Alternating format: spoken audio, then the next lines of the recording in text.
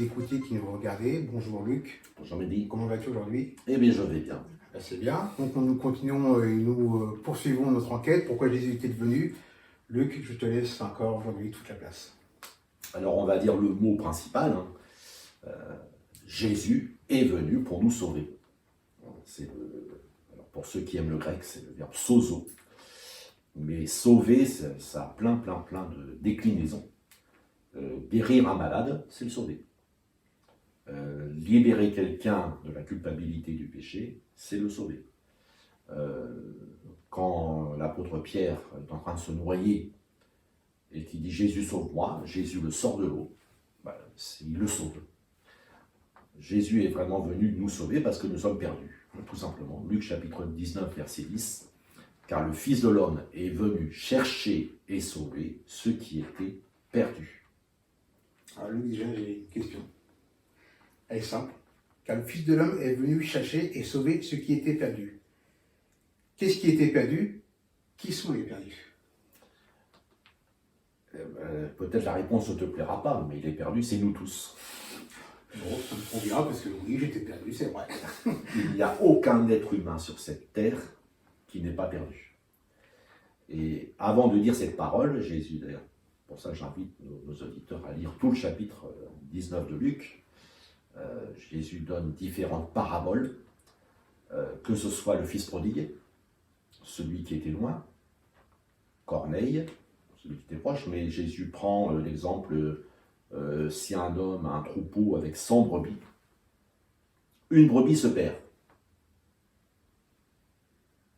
Il va laisser les 99 brebis qui vont bien pour chercher la 100e qui s'est perdue. Donc c'est pas seulement sauver, mais chercher. Le Fils de l'homme est venu chercher et sauver ceux qui étaient perdus. Donc avant de sauver, il cherche. Il y a une œuvre de salut. Mais j'insiste, Jésus nous cherche. Vous l'avez vu dans une émission précédente. Jean-Baptiste allait dans les déserts et les gens devaient aller vers lui. Jésus parcourait les villes et les villages pour faciliter l'accès à sa personne. Et si les églises font ce qu'on appelle de l'évangélisation, et que parfois elles vont dans les rues partager l'évangile, avec des chants, avec des traités, avec des pièces de théâtre, ou qu'elles louent des salles pour cela, c'est justement pour chercher ceux qui sont perdus. Aller au plus près. Et c'est la mission que Jésus nous donne, qu'il a lui-même faite. Le Fils de l'homme est venu chercher et sauver ceux qui étaient perdus. Parce que parfois on s'imagine, c'est nous qui cherchons Dieu. Mais il y a des personnes qui disent, je cherche Dieu et je ne le trouve pas. La vérité, c'est Dieu te cherche. Et même les personnes qui ne le cherchent pas, Dieu les cherche. Et peut-être certaines personnes devraient examiner leur vie et elles verraient à tel moment de la vie, Dieu me cherchait. Peut-être parce qu'un collègue m'a parlé de Jésus-Christ. Peut-être parce que quelqu'un a frappé à ma porte et m'a donné une Bible ou un évangile. Peut-être parce qu'au hasard d'une émission de télévision, j'ai vu quelque chose qui parlait de Dieu. Peut-être dans un accident, j'ai crié « Dieu, si tu existes ». Et puis après, j'ai oublié. Souvent, c'est quand on passe le bac. Il y avait des statistiques qui montraient que quand on passe le bac, c'est 80% des jeunes qui prient ce jour-là. Ah, je ne le savais pas. En général, dans le bus qui les amène au lycée. Mais prière très vite oubliée. Oui. Donc nous cherchons Dieu d'une façon très imparfaite, mais Dieu, lui, nous cherche de façon très parfaite. Et Jésus est venu chercher et sauver ceux qui étaient perdus. Et pour faire le lien avec l'émission précédente, Éphésiens 2, verset 17, il est venu annoncer la paix à vous qui étiez loin et la paix à ceux qui étaient près. Donc j'insiste, ceux qui n'ont aucune religion, Jésus est venu pour les sauver.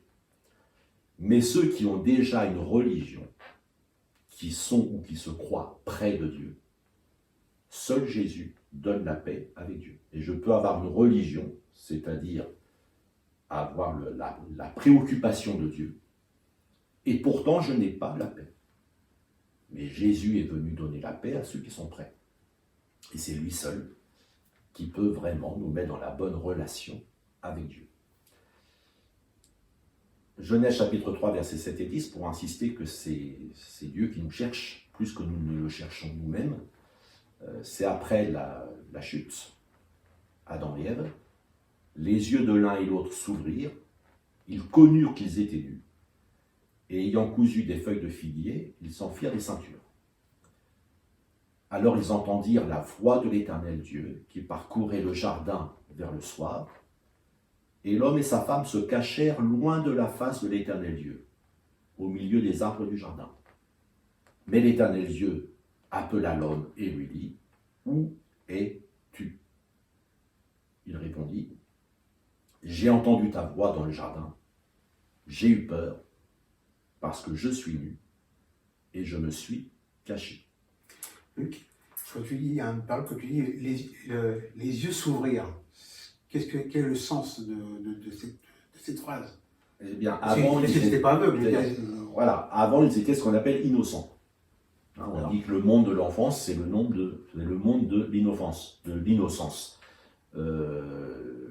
Si un bébé agite ses bras et par accident frappe sa mère ou son père, bon, il n'est pas très fort, hein, il ne va pas lui faire mal. Non. Mais on ne va pas interpréter ce geste Oui, je comprends. comme une volonté de faire du mal. C'est le temps de l'innocence.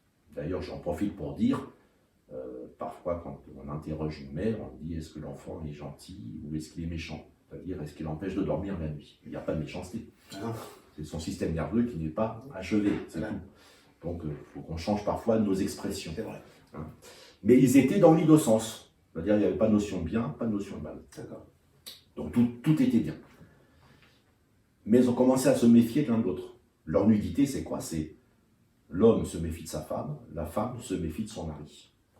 Et si notre société doit faire des lois sur les violences conjugales, c'est bien que les hommes ont raison de se méfier des femmes et que les femmes ont raison de se méfier des hommes, malheureusement. Mais ça a commencé là. Et ils ont cherché une parade, des feuilles de figuier. Mais vraiment, ça ne va pas très loin. Oui. Et ce n'est pas Adam qui a cherché Dieu. L'Éternel appela l'homme et lui dit, « Où es-tu » C'est Dieu qui cherche. Dès le début de la Bible, on est à peine à la 2e page de la Bible, déjà c'est Dieu qui cherche l'homme. Et il se laisse chercher en plus. Eh bien non, j'ai entendu ta voix dans le jardin et j'ai eu peur. Parce que je suis nu, je me suis caché. Le jeu de l'homme, de l'être humain, quand je dis homme, c'est une femme, hein, c'est justement de jouer à cache-cache avec Dieu qui le cherche. Mais il faut arrêter ce jeu et se laisser trouver par Dieu. Et Dieu veut se laisser trouver. Mais il dit même une parole, « Je me suis laissé trouver par ceux qui ne me cherchaient pas ».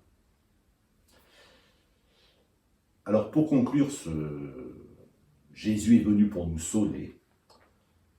On va revenir au poème du salut, écrit il y a 700 ans, avant la venue de Jésus dans notre monde. Donc pour nous, il y a 2700 ans.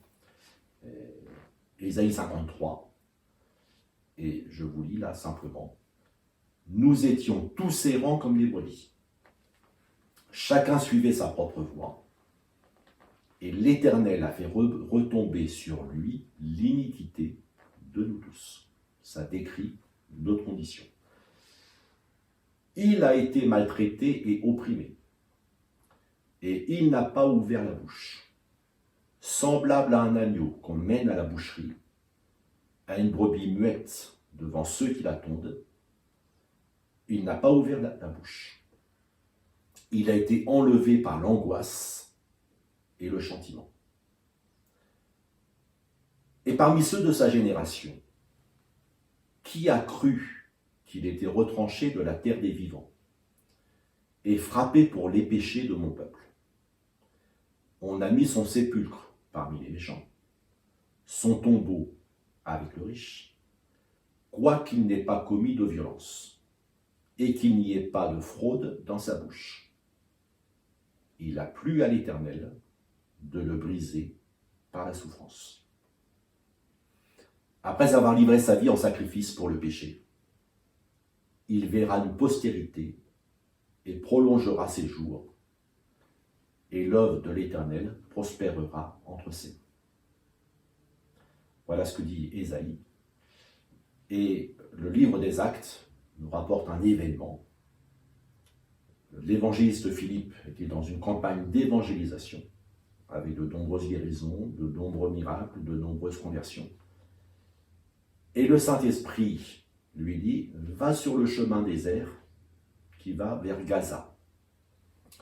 Philippe y va et rencontre un ministre des Finances de la reine Candace, ministre éthiopien, donc un noir de couleur, avec bien sûr sa garde rapprochée, le conducteur du char. Et l'Esprit de Dieu dit à Philippe, approche-toi de ce char.